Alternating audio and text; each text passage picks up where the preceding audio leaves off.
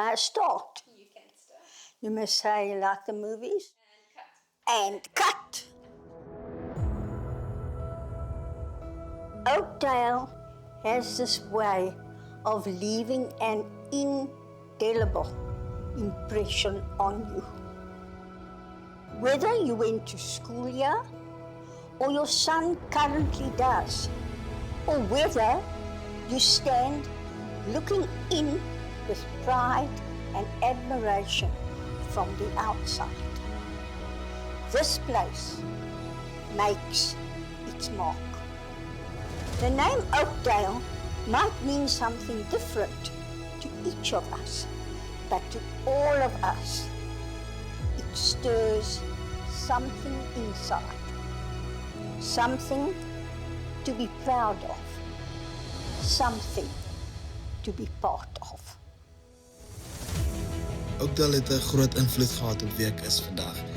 As kind van Zimbabwe af het ek hier my liefde vir musiek, landbou en die Afrikaanse kultuur ontdek. Ons het soveel goeie herinneringe gemaak. Ek het baie goeie vriende ontmoet. Ons het soveel gelag in die aande, baie kattekwaad aangevang. Yes, ja, Oakdale, bly maar net vir my 'n vrek lekker plek. Elke wedstryd wat ons kyk en elke pannekoek wat ons met liefde by die skool bak, is my manier om my kind en die Oakdale gemeenskap te ondersteun. As besigheid glo ons Suid-Afrika het meer kwaliteitskole nodig soos Oakdale. Ons wil ons deel doen om seker te maak dat Oakdale se hoë standaarde van opvoeding voortleef. My bloed en sweet lê ook op hierdie velde. Soveel wat ek bereik het net hier begin. En nou kry my seun die geleentheid om sy eie voetspore op die plaas te los.